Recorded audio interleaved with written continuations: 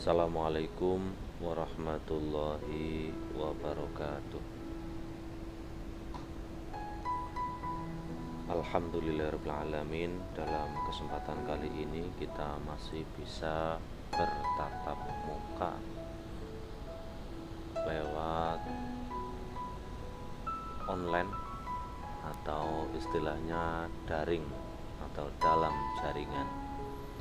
Pembelajaran untuk siswa kelas 8, pelajaran sejarah kebudayaan Islam. Dalam kesempatan kali ini kita akan mengawali pembelajaran materi kelas 8 bab yang pertama tentang Daulah Abbasiyah, membangun peradaban Islam. Pelajaran ini diharapkan nanti anak-anakku sekalian bisa menghayati tentang semangat perjuangan Islam dari proses berdirinya Daulah Abbasiyah. Kemudian yang kedua, bisa menghayati nilai-nilai Islam dari perkembangan peradaban Islam pada masa Daulah Abbasiyah. Kemudian yang ketiga, bisa menjalankan sikap gigih dan sabar dalam mewujudkan cita-cita. Yang keempat, bisa menjalankan sikap yang produktif dan inovatif dalam mengembangkan ilmu pengetahuan yang ada, yang sudah dipelajarinya. Nah, dengan mempelajari tentang Daulah Abbasiyah, sehingga nantinya diharapkan anak-anakku sekalian siswa kelas 8 bisa lebih memahami lebih dalam lagi tentang nilai-nilai sejarah masa lalu, kejadian masa lalu yang pernah menjadi simbol kejayaan umat Islam.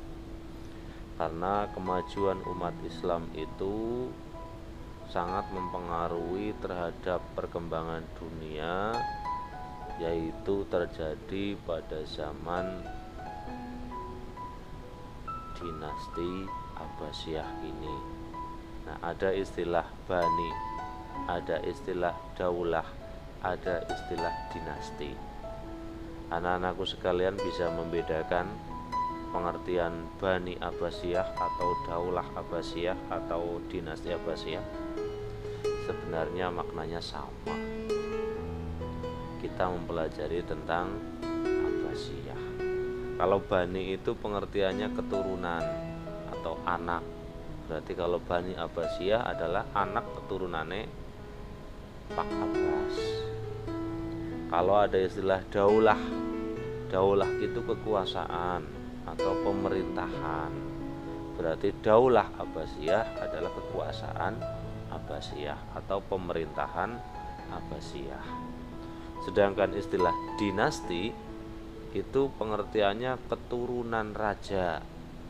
Jadi kalau dinasti Abbasiyah berarti keturunan Raja Abbas. Gitu. Ya, jadi yang dimaksud di sini ada istilah Bani, ada istilah Daulah, ada istilah dinasti. Yang jelas kita sedang memahami, mempelajari tentang pemerintahan, kekuasaan atau kerajaan Abbasiyah, ya. Tuh. Nah, yang akan kita bahas pada pembelajaran saat ini, yang pertama adalah tentang faktor-faktor pendukung berdirinya dinasti Abbasiyah.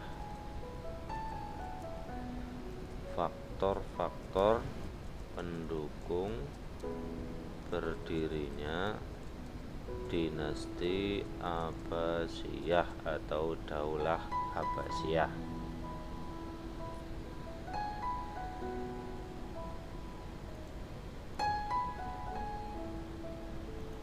Kemudian yang kedua tentang proses berdirinya Daulah Abbasiyah.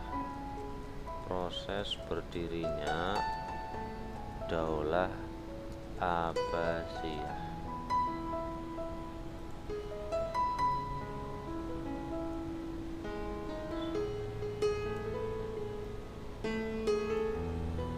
Kemudian yang ketiga, kita akan membahas tentang para penguasa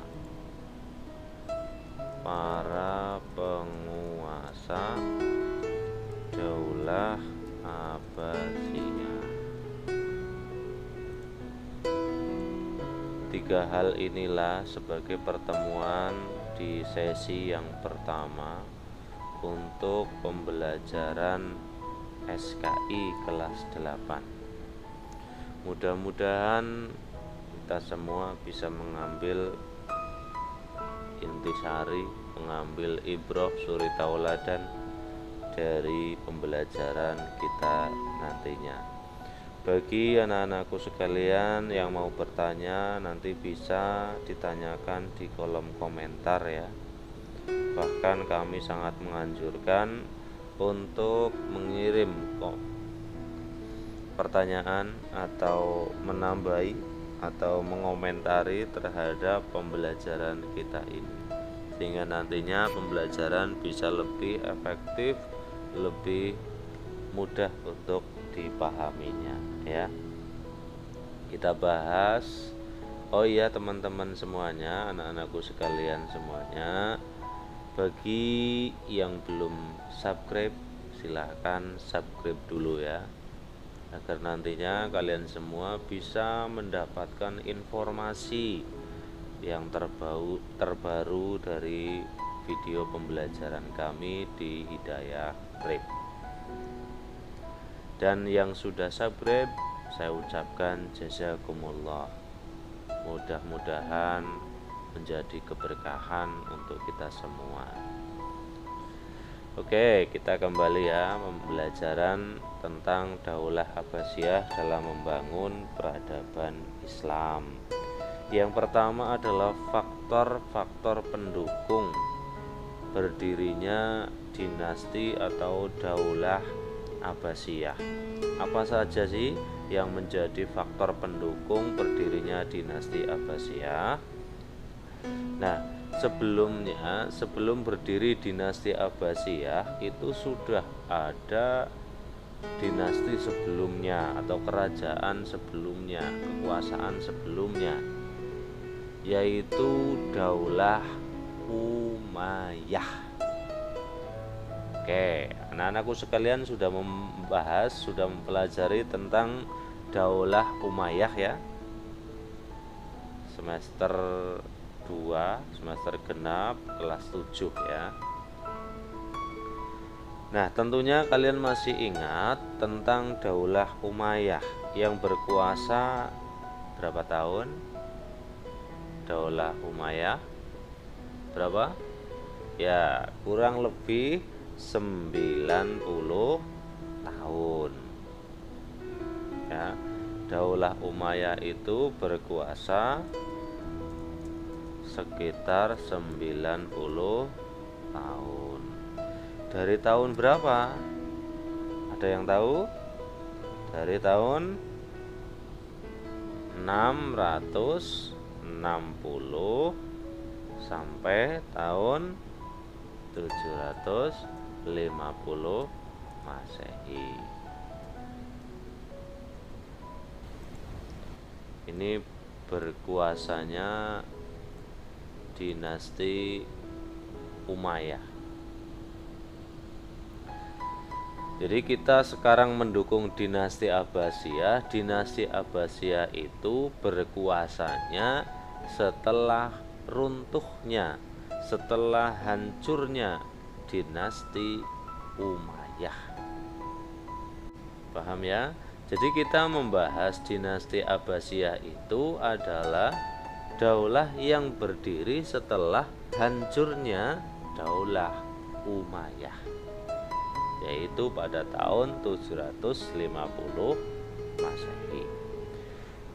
Para sejarawan mencatat cukup banyak tentang kemajuan yang telah dicapai oleh dinasti Umayyah. Mulai dari wilayah kekuasaannya yang membentang dari negara India hingga ke Afrika Utara. Ini kekuasaannya itu dari India sampai ke Afrika Utara. Ini kekuasaannya Daulah Umayyah. Cukup luas ya. Walaupun belum sampai ke Asia Timur, belum sampai ke Asia Tenggara, tetapi sudah ke India, itu di Asia Selatan. Sistem administrasi pemerintahan yang tertata dengan rapi, penyebaran Islam hingga ke dataran Eropa, hingga kemajuan ilmu pengetahuan. Ini jadi dinasti Umayyah itu kan berdiri setelah wafatnya Sayyidina Ali, atau setelah masa Khulafaur Rasyidin berakhir. Sistem pemerintahan digantikan oleh Daulah Umayyah. Nah, lambat laun Daulah Umayyah itu mengalami kemunduran. Dari masa kemunduran itu sehingga menjadi awal mula proses berdirinya dinasti Abbasiyah. Kenapa sih dinasti Umayyah bisa mengalami kemunduran? Anak-anakku ada yang pahami? Ada yang tahu kenapa dinasti Umayyah itu mengalami kemunduran? Mengalami kemunduran itu dikarenakan yang pertama adanya perpecahan secara internal. Perpecahan secara internal. Secara internal itu dalam. Karena apa? Karena adanya perebutan kekuasaan.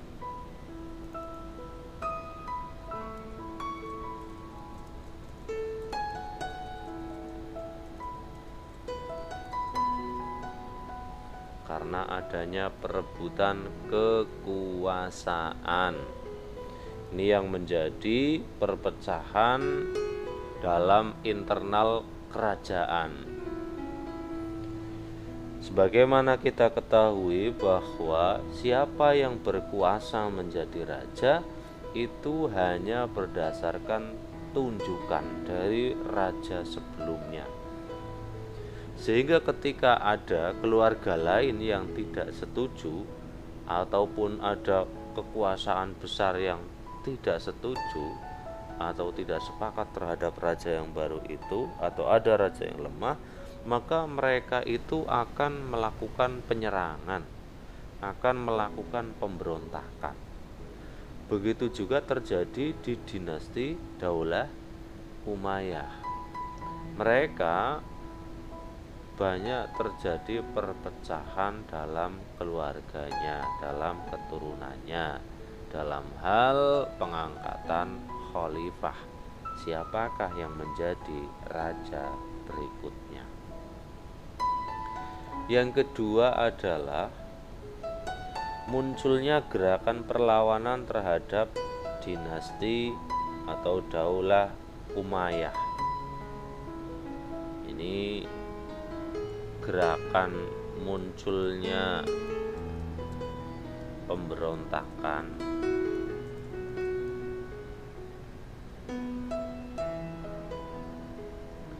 Ini dengan adanya pembedaan kelas, yaitu dari adanya kelas mawali.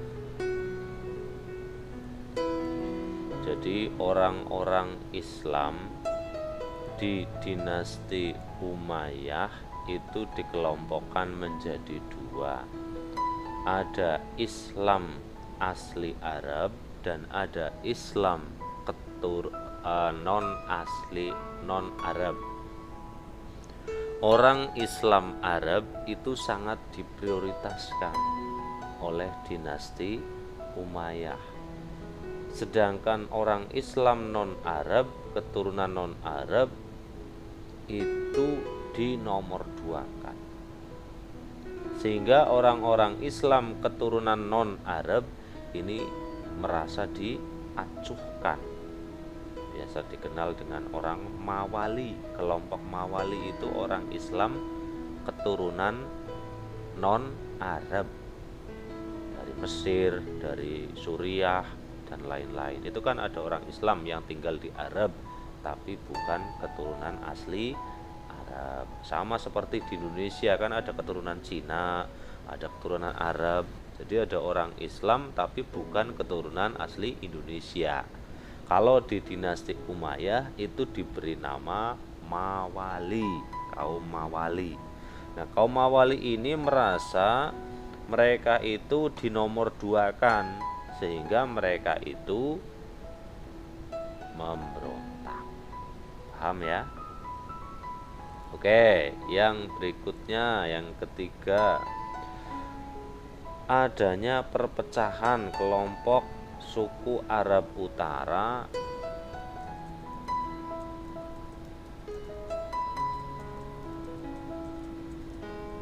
dan suku Arab Selatan.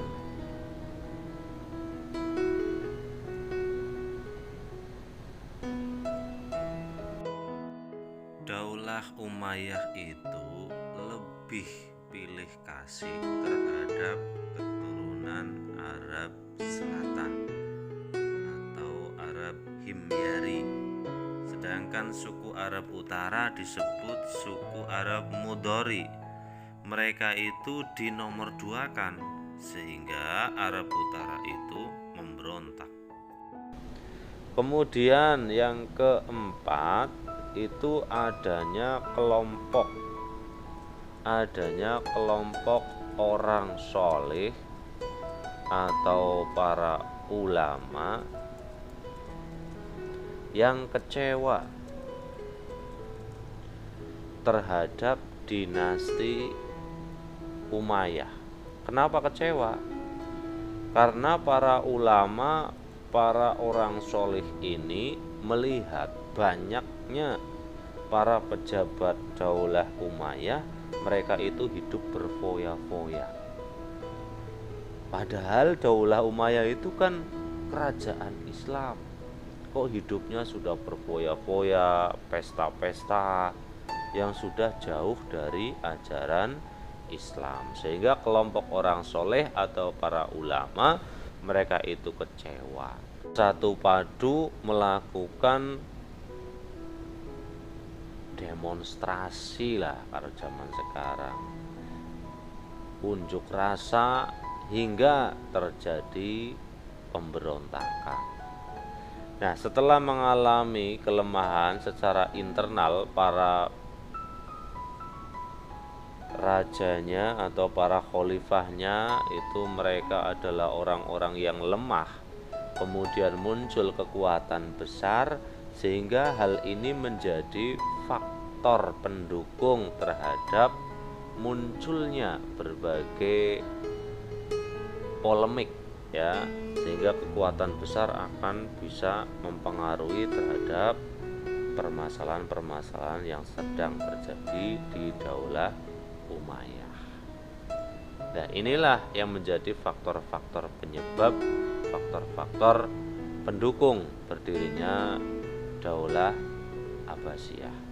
Makanya menjadi pengingat ya buat kalian ya, yang nantinya ketika kalian jadi penguasa, jadi pimpinan, jangan pilih kasih, harus diakomodir semuanya.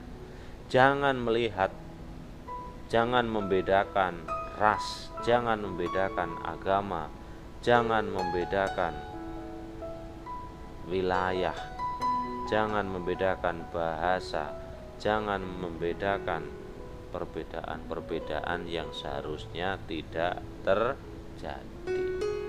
Ya, jangan sampai ya ketika nanti kalian jadi pemimpin kok terjadi permasalahan seperti ini. Kita harus bisa mengambil ibroh atau suri tauladan. Oke, kita lanjut yang kedua, proses berdirinya Daulah Abbasiyah. Ya sudah ya, kita masuk yang kedua, proses berdirinya Daulah Abbasiyah.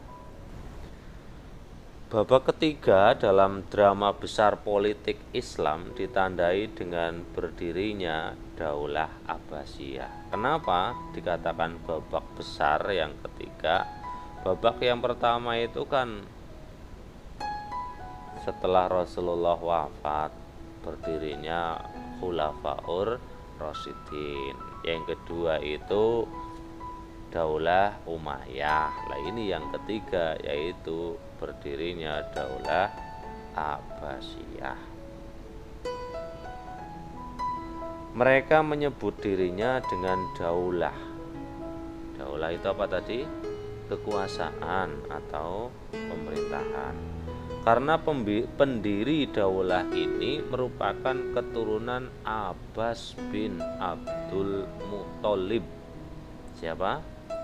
Keturunan Abbas bin Abdul Muthalib, yaitu paman Nabi Muhammad Shallallahu Alaihi Wasallam. Daulah Abbasiyah berkuasa dalam rentang waktu tahun 750 Masehi. Berdirinya tahun 750 Masehi sampai 1258 Masehi. Lama waktunya ini. Kalau tadi Daulah Umayyah itu sekitar 90 tahun. Tapi kalau Daulah Abbasiyah itu sekitar berapa ini? 550 tahun atau 5,5 abad. Ya, dari tahun 750 sampai 1258. Pusatnya ada di mana kekuasaan dinasti Abbasiyah? Berpusat di negara Irak. Ibu kota negara Irak mana? Baghdad, Irak. Daerah kekuasaannya, ya, ini wilayah kekuasaannya meliputi Asia Barat, Asia Selatan, ya, sampai di India, kemudian di Afrika Utara hingga sampai ke Eropa. Ini kekuasaannya.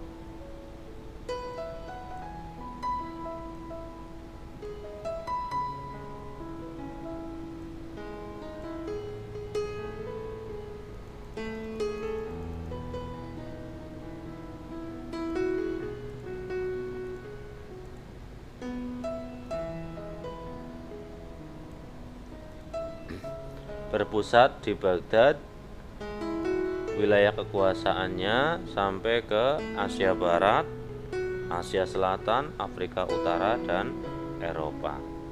Lembar sejarah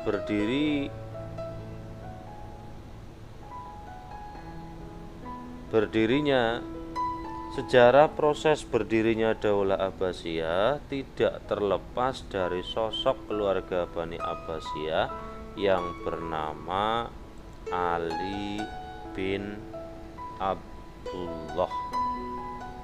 Siapa? Ali bin Abdullah. Ini sosok ini yang paling berjasa. Sebagai sepupu Rasulullah, ia merasa yang paling berhak menjadi pemimpin setelah Khulafaur Rasyidin. Ali bin Abdullah melakukan propaganda anti Daulah Umayyah. Kalau Daulah Umayyah itu keturunannya, keluarganya Sayyidina Utsman bin Affan. Kalau Daulah Abbasiyah ini masih sanadnya keluarga Rasulullah Shallallahu Alaihi Wasallam.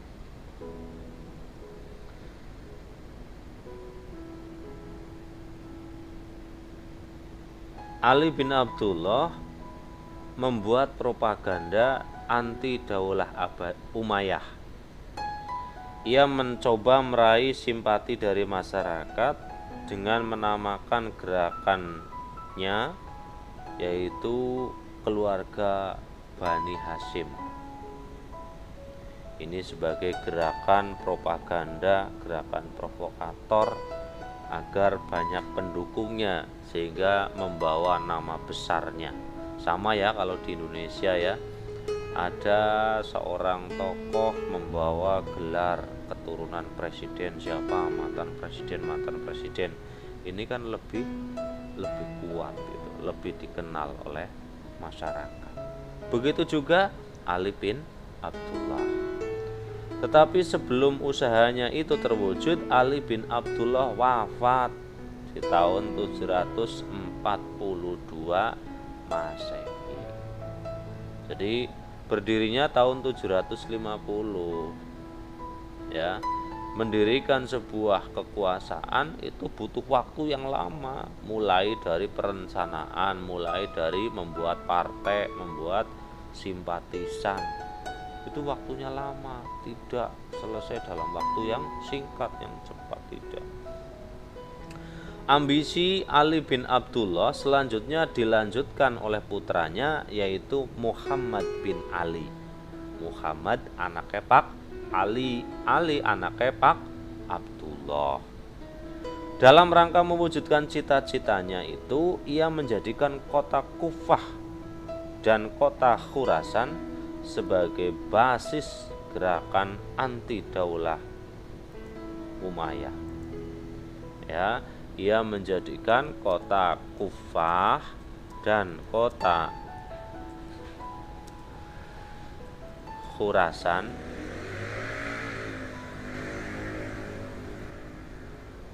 sebagai tempat pergerakan.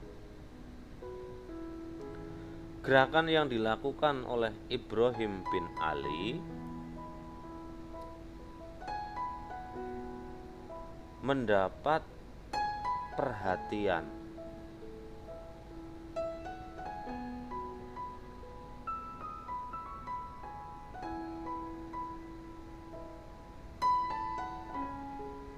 dari masyarakat Khurasan, yaitu Abu Muslim Al-Khurasani.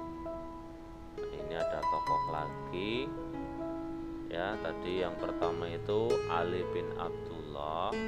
Setelah Ali bin Abdullah wafat, kemudian digantikan oleh anaknya Muhammad bin Ali, kemudian didukung oleh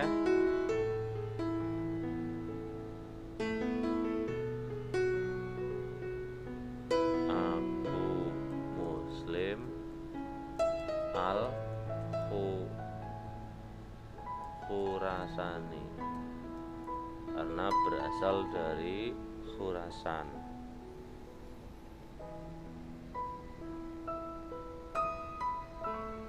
Namun Muhammad bin Ali lebih dulu wafat sebelum cita-citanya terwujud. Ibrahim bin Ali bin Muhammad bertekad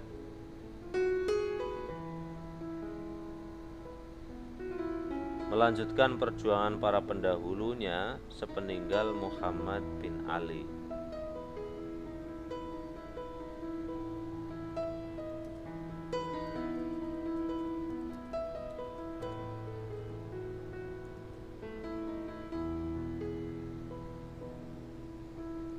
Gerakan yang dilakukan Ibrahim bin Muhammad mendapat